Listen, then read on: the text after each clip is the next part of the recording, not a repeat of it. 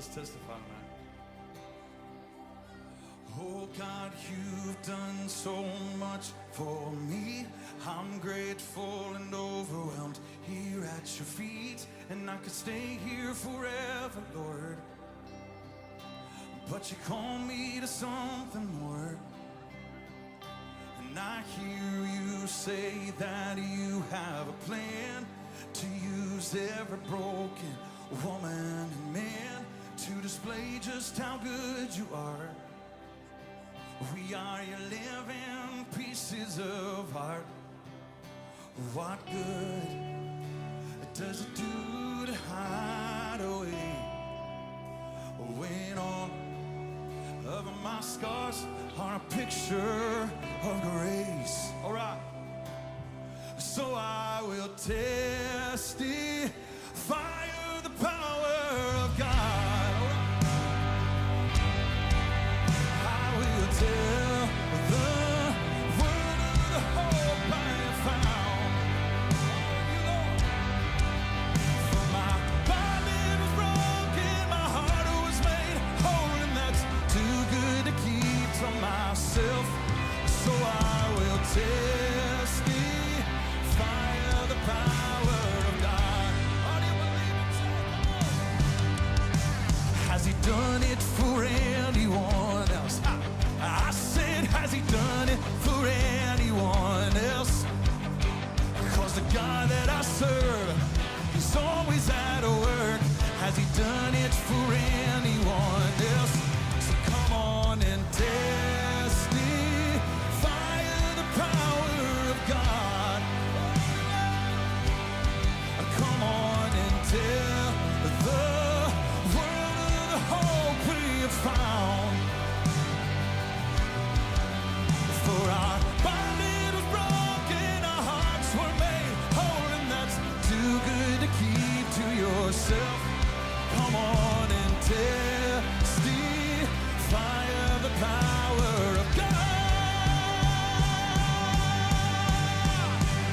This is my story, this is my song, praising my Savior all the day long. I'm gonna testify. Somebody testify your voice. This is my.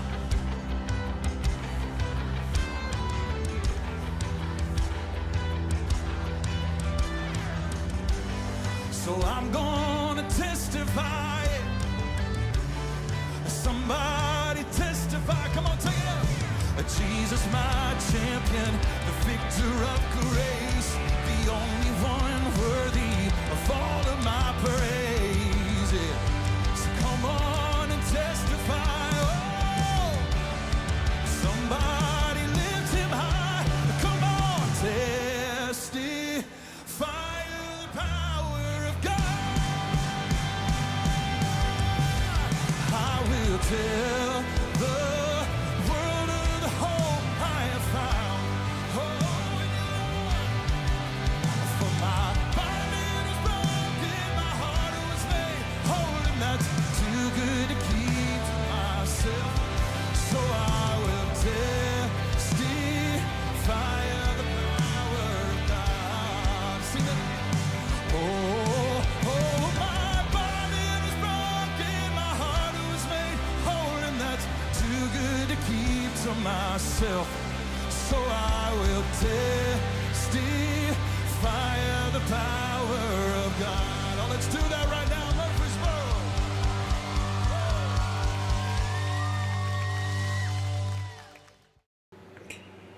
And good morning, everybody. Hope you are doing well. Josiah is here, says, here we go, and I'm wearing a poncho. Well, I'm not sure why you're wearing a poncho, especially if you're indoors, but if you're outside and it's raining, then okay, more power to you. I'm glad I could never, I've never been comfortable in ponchos. I overheat in them. I overheat easily. I always have. Not just because I'm fat. I mean, it's worse now that I'm fat, but when I was skinny, I still was very uncomfortable wearing a poncho because I would just feel like an oven underneath the poncho. Just a thing, I guess. And I'm the only one here. Apparently, right now, that is true. But hopefully, others will join us as we go on. Either that or YouTube is broken once again. We'll see. But yeah, that's just the way it works sometimes. Anyway, so today I'm going to finally get to Leviticus chapter 25. I apologize for not having been here on Monday or Wednesday this week. I'm not going to lie, this has been a rough week, between with the snow slash ice storm that we got and how that threw my bills into just an insane spiral. So I've been trying to catch up the last couple of days. Yeah, that's not going to happen anytime soon. So it's definitely been a challenging week, but and I almost didn't do this stream today because I got to do the live stream tonight, and I got to spend all the time between now and then driving, and I'm just kind of tired.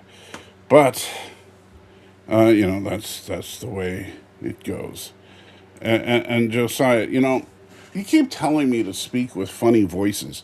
Here's the deal: if you want me to do something silly like that, uh, you know, you're gonna have to I'm just gonna be honest. You need to put a super chat in or something if you want to. You want the monkey to perform for you. You need to do a super chat. I'm sorry.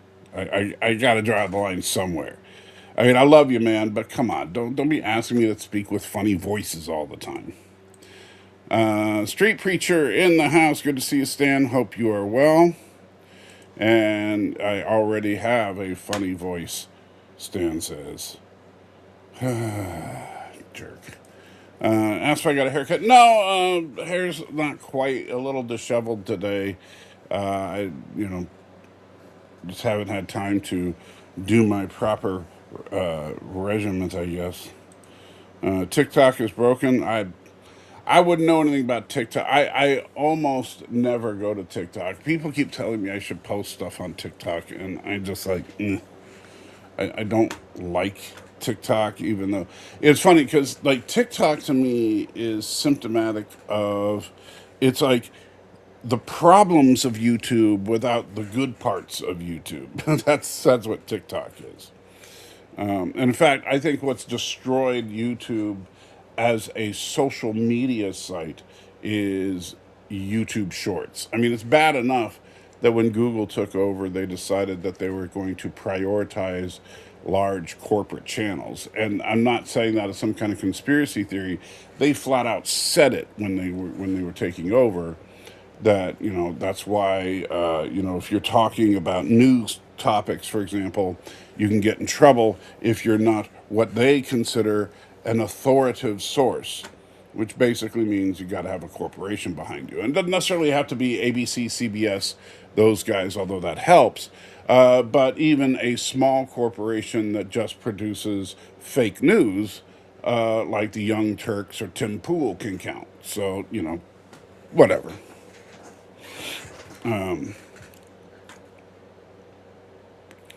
And let's see. TikTok is like all shorts. Yes. Well, and that's why, and I know you said it right here, shorts we're copying TikTok. Yes. YouTube Shorts was basically YouTube's, and here's the stupid thing. Even with the advent of TikTok, YouTube is the world's largest provider of video content.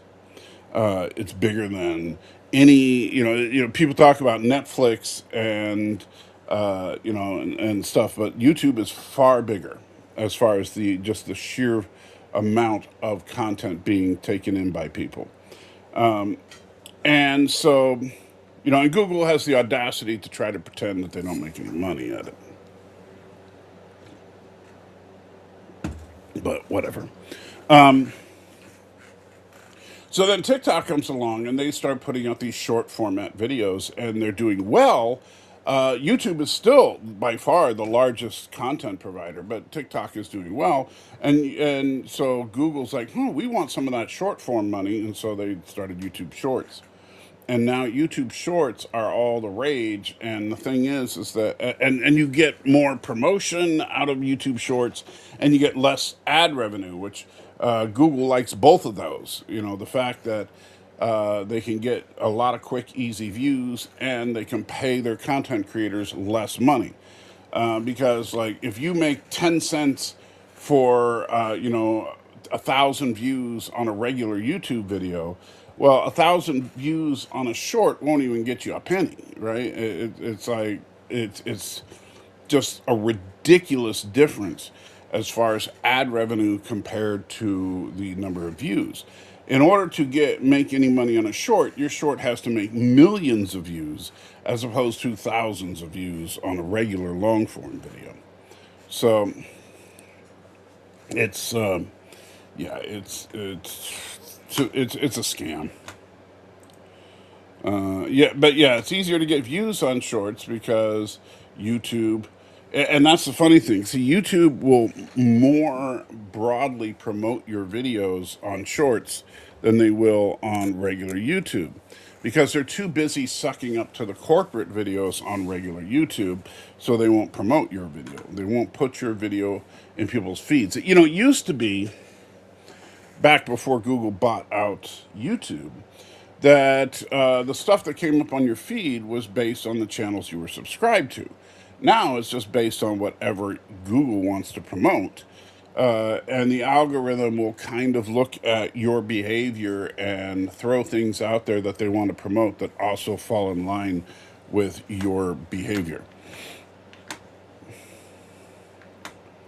Original YouTube shorts were called YouTube stories. I don't remember that specifically, but I'll take your word for it. You get cut out of the profits, but there's never any profits. Exactly. Yeah. It's just a shell game. You know, Google is the master of the shell game of, saying, oh yeah, we're the largest company on planet Earth, but we make zero money, so we pay zero taxes. They are extremely good at playing the shell game. And the thing about the great financial shell game is that the only way to play is to have a lot of money. And so, and you can't go, the whole system, people talk about how the system is rigged for this group or that group. Honestly, the system is rigged, but it's not rigged in the way that everybody tells you it's rigged. So you'll hear the liberals say it's rigged against them. The conservatives say it's rigged against them.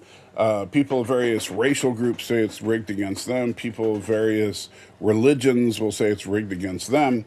But the truth is, the system as a whole, I don't mean just like YouTube, I mean like, the system, governmental systems and stuff, they're rigged against people that don't have money.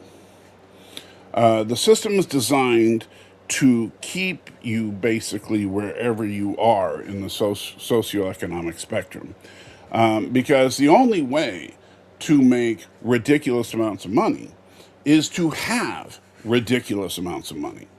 And you can't get those ridiculous amounts of money unless either you inherit it because your parents were wealthy, or well, basically that's it. It's almost maybe if you win a ridiculously big lottery and you're not stupid like most lottery winners. But most people, they say, oh, look, this person, look at, Elon Musk, he's about to be the world's first trillionaire, and everybody's talking about what a inspirational story it is about all these hundreds of billions of dollars that he's managed to acquire. And it's like, yeah, he came over to this country already having tens of millions of dollars and was it a ruby mine? And it's like, come on, you make it sound like it's this incredible accomplishment, but honestly, becoming a billionaire is not. What's an accomplishment is to go from nothing to being a billionaire, not to go from having tens of millions to having billions. You know, and Elon Musk becoming the first trillionaire. Well, you know, most of that is just because of, you know, government contracts. I mean, he basically is making all this money through our tax money. And, you know, I'm sorry, but I'm supposed to be congratulating a guy who, I mean, he's the world's biggest welfare queen. Whatever. But anyway, so today we're going to, I'm not going to whine about Elon Musk. Today we're going to whine about Leviticus chapter 25, which I meant to get to last week. We only got a couple more chapters in Leviticus, and then we move on to Numbers. Man, it's been tough getting through these last two chapters. Well, three, I guess, 25, 26, 27. I think there's 27. Let's see. But Anyway, so with Leviticus 25, we're going to be talking about the year of Jubilee, which is an interesting concept, something that is kind of unique to Judaism, but has some very, very interesting connections. Unfortunately, it's something that is not really done, but, you know, I do think it's an interesting idea. So, let's get right into it, shall we? So, this is Leviticus chapter 25, starting at verse 1. So the Lord said to Moses at Mount Sinai, "Speak to the Israelites and say to them, when you enter the land I am going to give you." So now he's actually talking about, you know, when they enter into the promised land. And keep in mind, that hasn't happened yet. As of this writing, the Jews are still living in the desert. Anyway, the land itself must observe a Sabbath to the Lord. For 6 years, sow your fields, and for 6 years, prune your vineyard and gather the crops. But in the seventh year, the land is to have a year of Sabbath rest, a Sabbath to the Lord. Do not sow your fields or prune your vineyards. Do not reap what grows of itself or harvest the grapes of your untended vines. So, this is something, honestly, that we should still, if you're in agriculture, it's a very smart thing to do, but it's something that very few people do. And the idea is that if you have, let's say you have 700 acres on your farm. Well, then you break it into 7 plots of 100 acres and you kind of rotate through. Each year, you don't plant 1 acre and you just let it like overgrow with whatever grows there, and you cut it up and mulch the ground with it. This refreshes the soil. It basically allows the soil to rebuild its nutrients, as opposed to draining the nutrients out by constant agriculture. So, besides the fact that it's just, you know, people think, oh, it's just a religious thing to do. It's actually really good for the land itself. Anyway, the land is to have a year of rest. Whatever the land yields during the Sabbath year will be food for you, for yourself, your male and female servants, and the hired worker and temporary resident who lives among you, as well as for your livestock and the wild animals in your land. Whatever the land produces may be eaten. So, whatever the land naturally produces, you can still eat, but you're not to actually plant and harvest a crop. Then we have the year of Jubilee. This is where it gets really interesting. Count off 7 Sabbath years. Okay, so you think about it, so if every 7 years you have or every, you know, you have 6 years in a Sabbath year, so that's a 7 year cycle. So then you go through 7 Sabbath years. So now we're talking about 49 years, basically. Actually, it says here 7 times 7 years. so that the 7 Sabbath years amount to a period of 49 years. I guess I didn't have to explain that, did I? Then have a trumpet sounded everywhere on the 10th day of the 7th month. On the day of atonement, sound the trumpet throughout the land. Consecrate the 50th year and proclaim liberty throughout all the land to all its inhabitants. It shall be a jubilee for you. Each of you is to return to your family property and to your own clan. The 50th year shall be a jubilee for you. Do not sow and do not reap what grows of itself, or harvest the untended vines. For it is a jubilee and to be holy for you. Eat only what is taken directly from the fields. In the year of Jubilee, everyone is to return to their own property. So, in case you haven't figured it out, that means that if you sold yourself into slavery, for example, the year of Jubilee, you go home.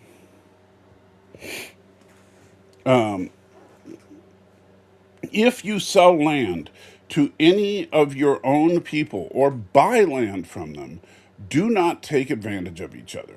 You are to buy from your own people on the basis of the number of years since the Jubilee, and they are to sell to you on the basis of the number of years having left for harvesting crops. When the years are many, you are to increase the price. But when the years are few, you are to decrease the price, because what you're really being sold is to you is the number of crops. So keep in mind, at the year of Jubilee, the land goes back to its original owner. So it's almost like you're not. It's a lease. It's not a purchase. Do not take advantage of each other, but fear your God, for I am the Lord your God. Follow my decrees and be careful to obey my laws. And if you will live safely in the land, then the land will yield its fruit, and you will eat your fill and live there in safety. You may ask, what will we eat in the 7th year if we do not plant or harvest our crops? I will send you such a blessing in the 6th year that the land will yield enough for 3 years. While you plant during the 8th year, you will eat from the old crop and continue to eat from it until the harvest of the 9th year comes in. The land must not be sold prematurely, because the land is mine, and you reside in my land as foreigners and strangers. Throughout the land that you hold as a possession, you must provide for the redemption of the land. One of your fellow Israelites, if one of your fellow Israelites becomes poor and sells some of their property, the nearest relative is to come and redeem what they have sold. If, however, there is no one to redeem it from them, but later on they prosper and acquire sufficient means to redeem it themselves, they are to determine the value for the years since they sold it and refund the balance to the one whom they sold it. They can go back, and then they can go back to their own property. So keep in mind, to redeem something is to pay. Like think about redeeming a coupon. It's basically an exchange of to pay for a debt or a fine or something like that. So when they're saying, so I'm broke and I desperately need money, so I sell you a plot of land off of my farm.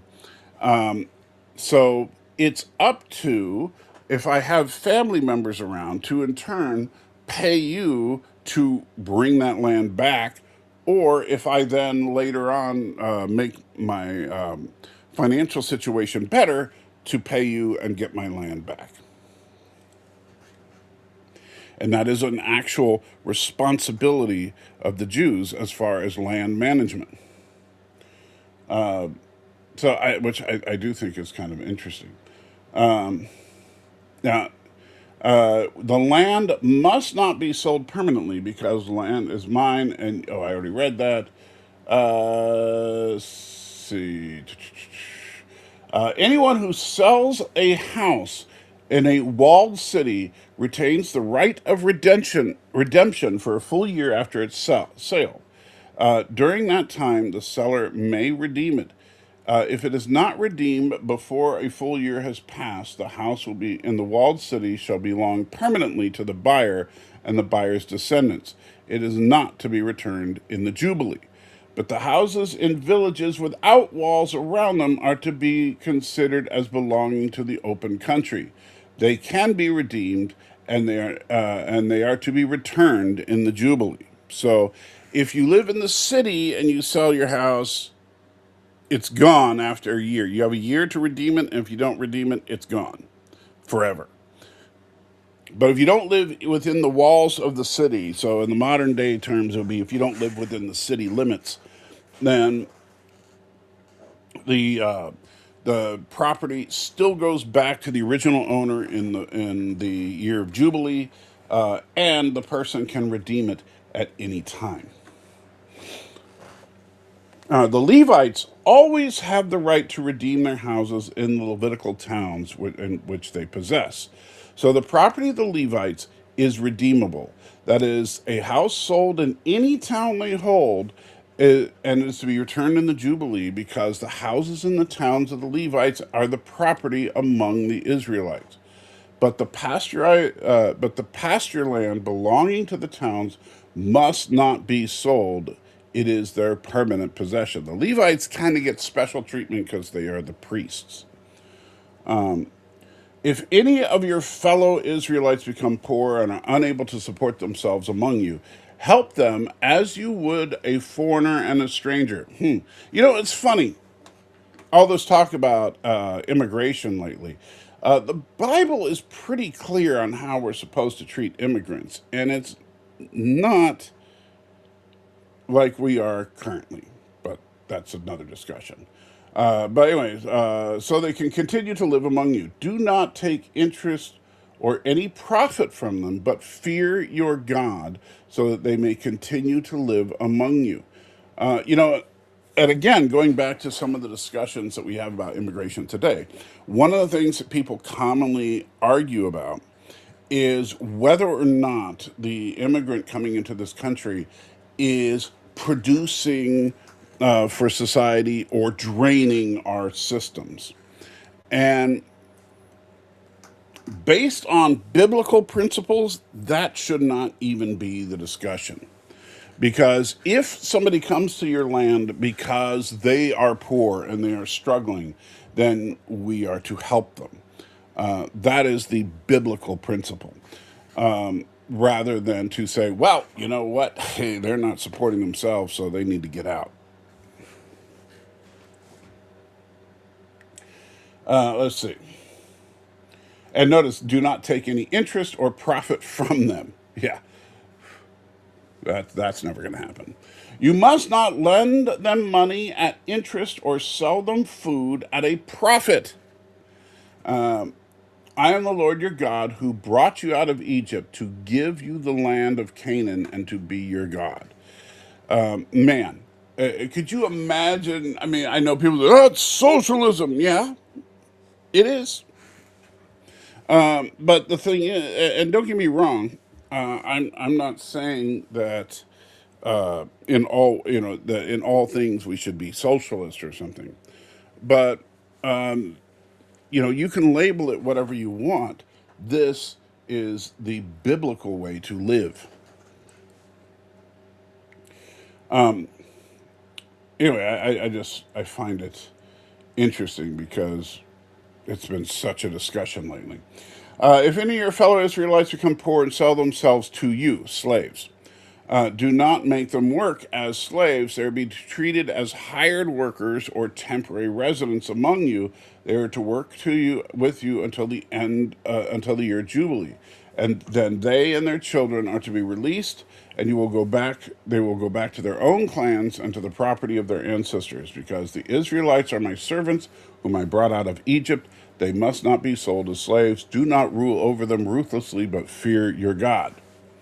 Your male and female slaves are to come from the nations around you. So this is where, some people get a little squeamish about slavery in the Bible. You know what? It's there, and we're not going to ignore it. But let's look at what it actually says. Anyway, your male and female slaves are to come from the nations around you. From them, you may buy slaves. You may also buy some of the temporary residents living among you and members of the clans born in your country, and they will become your property. You can bequeath them to your children as inherited property, and you can make them slaves for life, but you must not rule over your fellow Israelites ruthlessly. If a foreigner residing among you becomes rich, and any of your fellow Israelites becomes poor and sells themselves to a foreigner or a member of the foreigner's clan, they retain the right of redemption after they have sold themselves. One of their relatives may redeem them. An uncle or a cousin or any blood relative in their clan may redeem them. Or if they prosper, they may redeem themselves. Notice, so again, I know we don't like the way, when we talk about slavery, but at the same time, you can definitely get a feel for the difference in slavery then versus slavery that we saw in the barbaric days of the founding of this country. And that was that these people, like, it would not be possible, for example, for a slave in the American South to ever become prosperous enough to redeem themselves, right? I mean, because they didn't get paid anything at all. There was no way for a slave didn't have any kind of rights whatsoever. Slaves in ancient Israel were treated as human beings. And they were able to make money. They were able to make profit. And sometimes they were able to become quite wealthy. And so we forget that it's not quite the same thing as what we have in more recent times. Anyway, if let's see, they already read that. Let's see. And their buyer to count the time from the year that they sold themselves up to the year of Jubilee. The price for their release is based on the rate paid to a hired worker for that number of years. So basically, let's say that you have a slave that works your fields, and you have hired hands that work your fields, right? And so, if the family wants to redeem that slave from you, then they have to pay you the annual salary of a hired hand in your fields from that day until the year of Jubilee. So, if there's 5 years to the year of Jubilee, they would have to pay you 5 years' wages in order to redeem the slave. It's actually a fairly fair way to do it. If many years remain, they must pay for the redemption a larger share of the paid price for them. If only a few years remain until the year of Jubilee, they are to compute that and pay for their redemption accordingly. They are to be treated as workers hired from year to year. You must see to it that those whom they owe service do not rule over them ruthlessly. Even if someone is not redeemed in any of these ways, and their children are to be they and their children are to be released in the year of Jubilee. For the Israelites living belonging to me as servants, they are my servants whom I brought out of Egypt. I am the Lord your God. So, once again, I know that slavery is a very distasteful subject overall.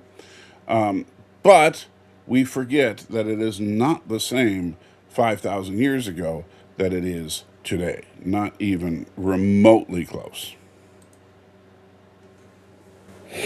Okay, so that is Leviticus chapter 25, chapter 26 and 27 we'll do next week if all goes well. And I believe, or is it just 20? So yeah, then Leviticus 27. Yeah, and then we'll get into Numbers. So 26 is next up, hopefully on Monday. All right, so now to your chats. I'm sure you have all sorts of deep theological chats that are not just asking me to pit Mr. Bean against somebody.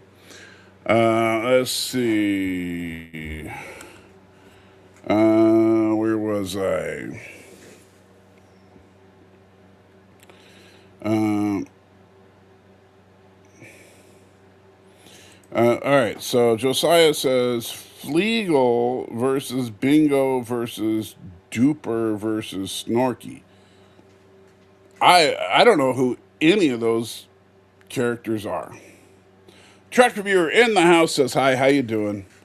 Helicopter battle: Blue Thunder versus Airwolf. Look, if you're looking for style points, Airwolf wins all the way. However, in straight up combat, I'm sorry, Blue Thunder would absolutely destroy Airwolf. Sadly, in today, the power that be don't want people to farm. That's not necessarily that they don't want people to farm, but there's, again, the system is set up to make sure that those in power remain in power and those in poverty remain in poverty. And so if you have a if you're an individual that owns a few hundred acres of land that you personally farm to make a living, the system is rigged against you. If you are a corporation that owns millions of acres of farmland, then the system is designed to help you.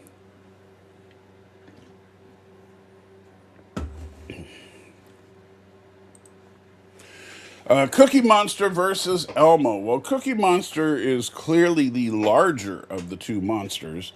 Now, Cookie Monster's diet is primarily cookies, of course, which is extremely unhealthy. Elmo, is just annoying. So, but I'm going to give it to Cookie Monster just because of his size advantage. I think Cookie Monster could probably swallow Elmo whole, which is good because Cookie Monster's teeth are all rotted away. But yeah, and I'd be rooting for Cookie Monster anyway, just because Elmo is so annoying. Better being a BSer, Garrick from Deep Space Nine or Remington Steele? You know, that's a very interesting contest. For those of you that never watched Remington Steele, that is basically his superpower on that show. Now, Garrick is a classic spy, right? He's very good at what he does, and so he's definitely not to be trifled with. And I would dare say that Garrick would probably be the better assassin than Remington Steele. However, on the pure BSery, Remington Steele has this uncanny ability to blend in almost any situation. And if you haven't watched the old Remington Steele show, it's been years since, I didn't watch it since it was originally on, I don't think. But it was a fun run. When I found out he was going to be James Bond, I was excited. And then his movies happen. But were those immigrants collecting government welfare? Irrelevant, my friend. And that's the thing. You see, we get worked up on that, but it's even saying you shouldn't, we should be helping them out. Well, they didn't have a formalized welfare system like we do today, but that's basically what the scriptures are calling for, is to support those coming into your country that need help. That if somebody is poor among you, that you shouldn't just like turn your back on them, and you certainly shouldn't evict them from your lands just because you think they're a drain as opposed to profiting.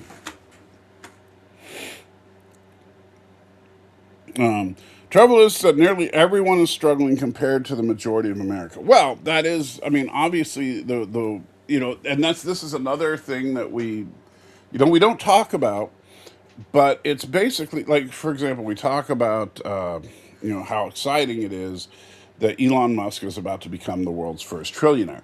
Now, I understand, and I'm sure you guys, because you guys are above average intelligence, I'm sure most of you understand that, of course, that doesn't mean that Elon Musk has a bank account with $1 trillion in it. It just means that his net worth will be over $1 trillion. But most of that is tied up in stocks and stuff like that. However, if people like Elon Musk, if the top 1% wealthiest people just in the United States, if they set their minds to it, they could end world hunger practically overnight, right? If the United States actually wanted to, we could end world hunger. If everybody in the world actually put their mind to it, world hunger would be a joke. It wouldn't happen. I mean, it wouldn't even be a consideration. And so we talk about, like, when we argue over things like the existence of God, one of the most prevailing arguments is the so-called problem of evil. And when people talk about, oh, you have people starving all over the world, if God is so good and wonderful, why are there starving kids in Ethiopia or whatever? And the answer is simple. The reason there's starving kids in Ethiopia is because the people that have don't give a crap. And the people that have include you and me, but it also includes the wealthiest that have the means to truly help these people. Obviously, if you are barely surviving paycheck to paycheck, there's not much you can do to feed the starving kids in Ethiopia. But if Elon Musk put his mind to it, he could feed all the kids in Ethiopia by himself. So, I'm sorry. It's hard for me to feel like, oh, these billionaires and stuff. We really need to feel for them because, oh, the stress they're under because they've got to help bolster the economy. Most of them aren't actively out there bolstering the economy. They're usually just trying to figure out how they're going to make their next billion. And don't get me wrong, I don't think that wealth is inherently a bad thing, but what you do with that wealth is very telling. Slavery is the worst thing humanity has ever created. Oh, I don't know. I mean, I'm sure it's definitely up there. Better lead in a sitcom. Balky from Perfect Strangers versus Steve Urkel of Family Members versus George Jefferson, the Jeffersons. Oh, George Jefferson wins that hands down. And here's the difference. Like, don't get me wrong.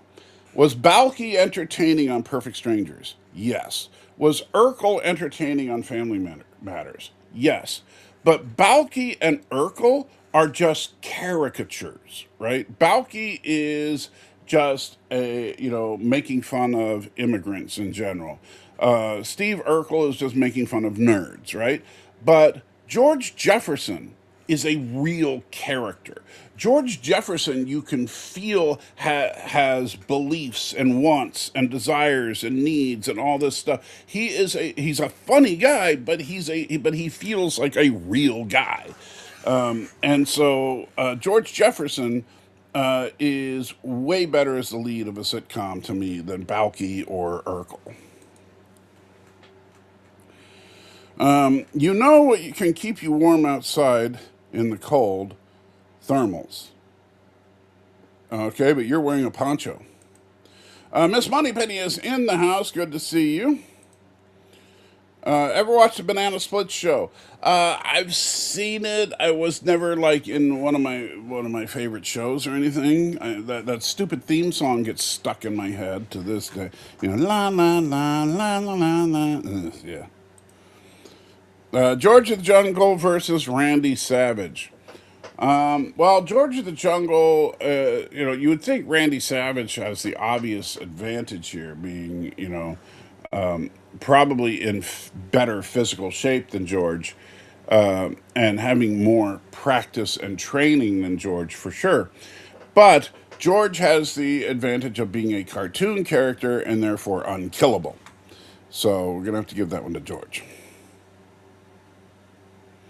Do you think ray guns are better than bullet guns? Well, it depends on the ray gun.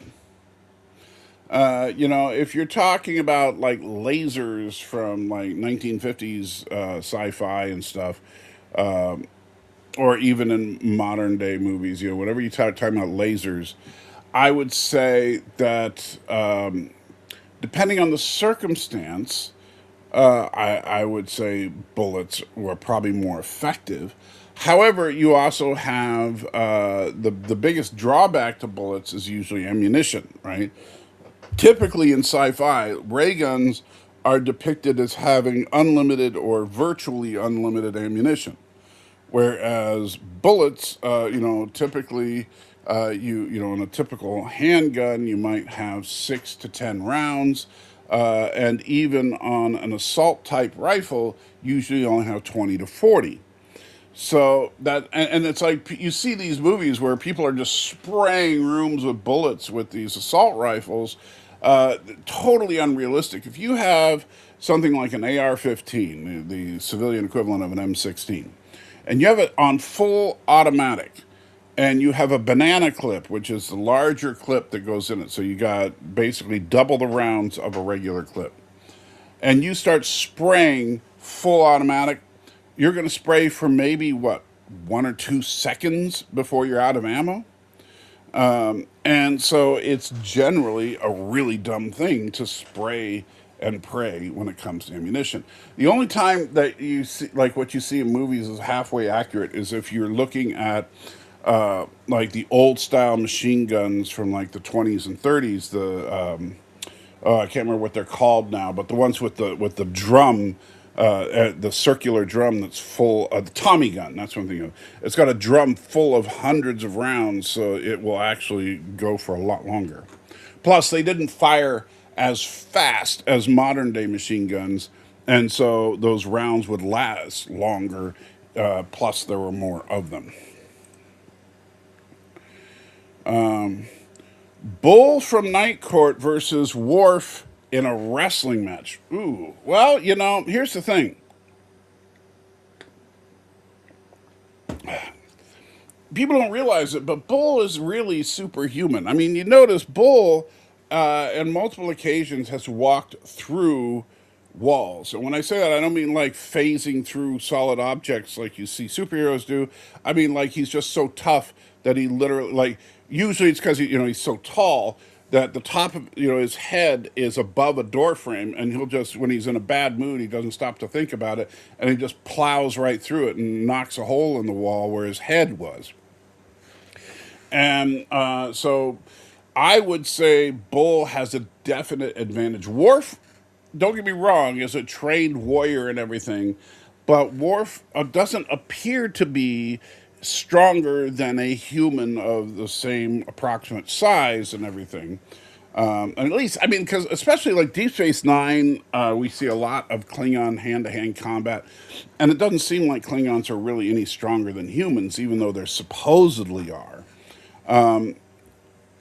But what we see in actual practice doesn't seem like it. So I'm going to give that one to Bull. RoboCop versus the Terminator. I think that there's been comic books about that. There's been all sorts of speculation about that. Like the biggest advantage that the Terminator. So assume you're talking about the T-800, the Schwarzenegger model Terminator.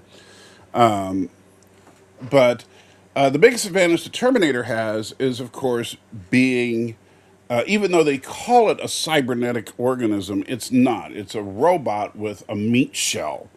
And so it's kind of funny because, in a sense, Robocop and Terminator are the exact opposite, because the Terminator is a robot inside of meat, and the Robocop is meat inside of a robot.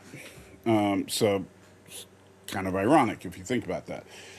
Now, the question then becomes, the hyper alloy combat chassis, which is what what the Terminator is made of, and I can't remember what RoboCop is made of. No, I know, I've looked it up in the past.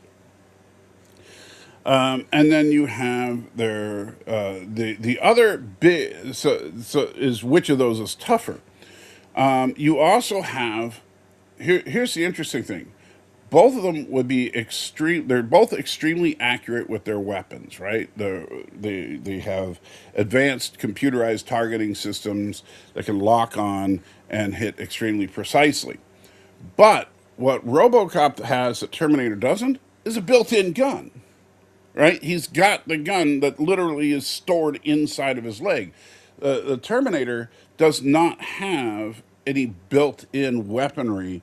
It has to acquire its weaponry. So, if the Terminator has managed to acquire sufficient weaponry, then he obviously has an easy win. But if not, and the funny thing is we've seen RoboCop take hits from extremely potent weaponry, like like anti-aircraft guns and stuff, where it would hurt him, but it didn't necessarily just kill him outright. So on the early parts of it, you would think, well, I think that RoboCop is probably a little bit tougher than the Terminator, but RoboCop has an extremely significant weakness, and that is his organic components. Now, he doesn't have a lot of organic components, but one thing that the Terminator does, remember, the Terminator is designed to kill people. And one thing that the Terminator does very frequently is scan whatever it is that he's facing. And and that doesn't just include people.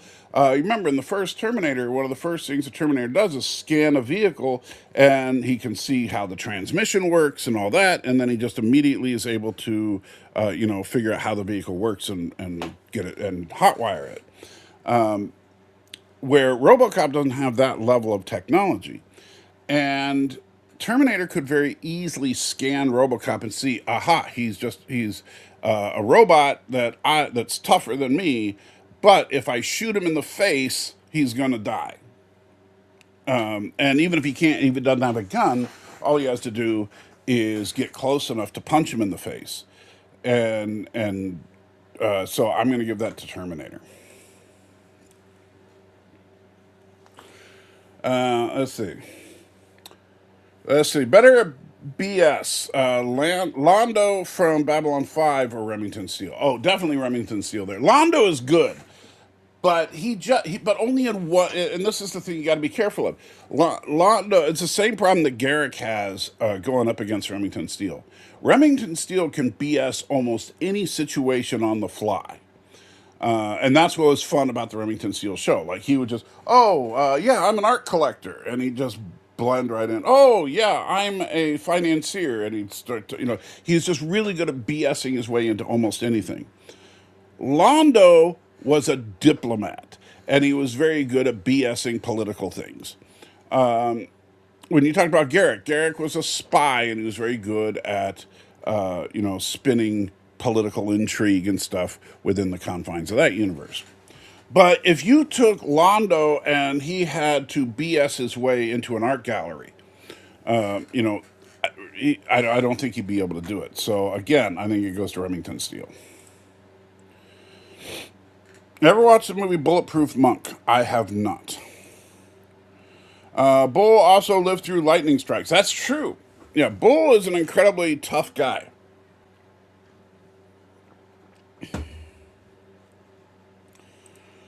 Colonial Marines versus Starship Troopers. Okay, so the Colonial Marines definitely tough guys. They definitely have some cool weaponry and everything. But you know what Starship Troopers has that Colonial Marines don't? Rocket launched nukes.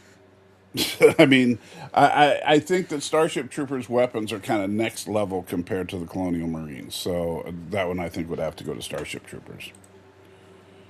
Better Night Court Bailiff pairing: Bull and Selma, Bull and Florence, or Bull and Roz. That's tough because, and if you haven't been a long time, I mean, I watched Night Court's original run all the way through, and Selma and Florence were both great, and they looks like my picture froze or something. Let me see here, but hopefully you can still hear me. What is going on here? I didn't realize that my picture froze. I apologize. Let's see. Let's go to. Just resetting the camera here.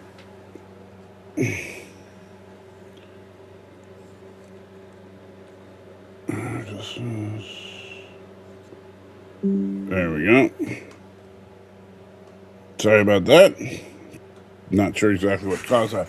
But anyway, right. So, Selma and Florence, both the actresses passed away because they purposely got elderly women that could play these like tough as nails kind of characters. And so after they lost their second bailiff, they brought in Roz, who's much younger, but also had a very serious attitude. And they all bounced off Bull extremely well. Now, Roz was different than the others in that, like, with Selma and Florence, they were both like mother type characters to Bull, where Roz was more of a partner, just a very, very tough partner. And I think they all had their charm. But I'm going to go with Selma. I think, if I remember correctly, I think is Selma the first one that was like the constant chain smoker and everything. She was so endearing, and so and I also knew an old lady like that. I worked for one of my first supervisors working in the private sector after I got out of the army was very much someone that reminded me of Selma. So I'm going to go with Selma. Let's see. The Covenant from Halo versus the Dune Empire. Oh, I think the Dune Empire, what, even though Dune, the movies, don't really show it in its entirety, the Empire in Dune is, I mean, it dwarfs the Galactic Empire from Star Wars, whereas the Covenant is more like the equivalent of like the Klingons from Star Trek. They're a small section of the galaxy, not like this huge galaxy spanning empire. At least my understanding. Now, I haven't played Halo in a very long time, so I could be wrong. I'm more of a PlayStation guy. But yeah, so I'm gonna go with the Dune Empire.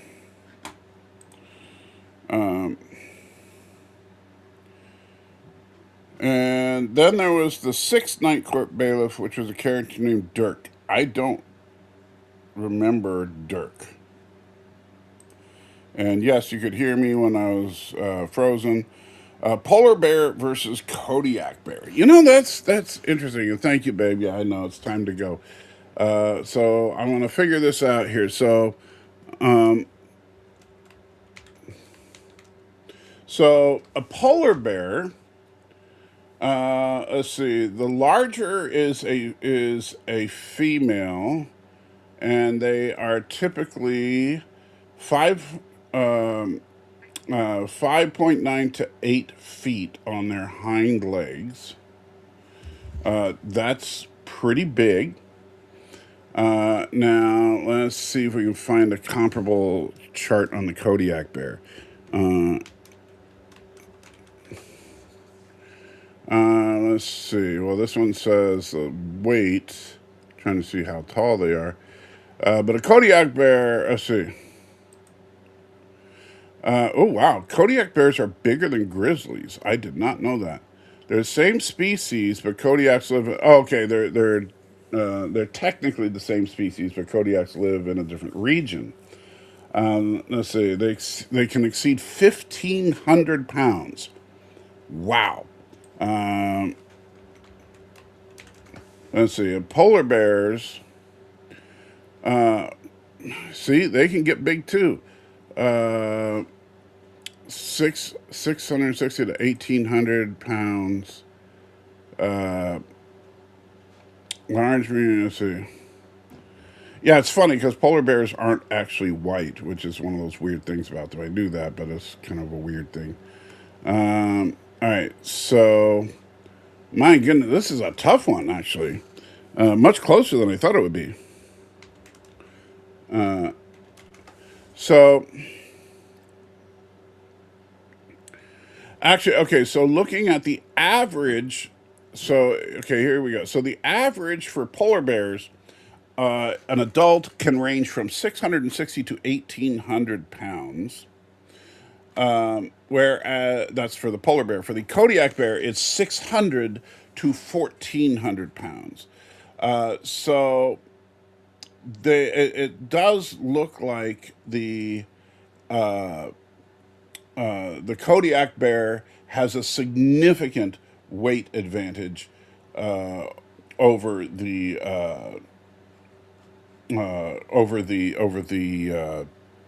polar bear. And let's see. Let's see. Oh, this is kind of interesting. So, Kodiak brown bear is one of the largest recognized subspecies of the brown bear, and one of the two largest bears alive today. The other being the polar bear. So they are the two biggest bears. I did not know that.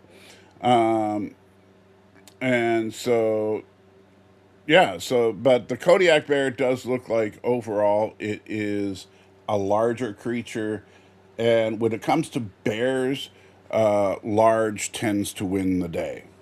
So that's why I am a bear, because I'm a big guy. So yeah, I'll go with that. And there we go. There's of course the beautiful Pepper there, reminding me that I need to get going. Track reviewer says Selma was the first, and she was also a writer. I think if she did not pass away, I think she might have joined the writing staff later in the series. Probably, yeah. Josiah says bye. Track reviewer says bye. But I think polar bears are meaner. I think polar bears just have that reputation because you have to understand the environment. And it froze again, I see. Wow, this is really giving me problems today. Let's see. Ignore. And. Okay. Man, oh man, this has just been a day for the camera.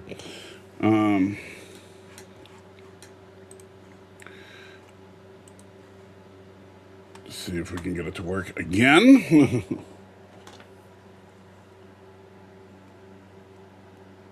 Come on. There we go. Last time. Anyway, I think you got to remember that polar bears live in the Arctic, where basically if they see something they can eat, they have to try to eat it. Now they're a little. My sister, geologist, she would go out into the field and they'd have to carry fairly sizable weapons with them in order to fend off bears. But honestly, there, in Alaska, polar bears, they didn't encounter them much because the polar bears were so far north. Whereas when you're looking at brown bears in general, they live in more temperate areas where food is more plentiful, and so they wouldn't need to be as aggressive. But so I don't think it's a matter of mean as much as a matter of hungry. Not just my thoughts on it. We can have him back tonight, though, right? I'm not sure. Call it. Not, first of all, do not call Pepper a ball and chain. That is an unfair description. She is it's an absolute privilege to have been able to have been married to her for the last 32 years. And I'm not saying that because she's pointing a gun at my head right now. I'm saying that because it is the absolute truth. I am in no way being coerced into saying this.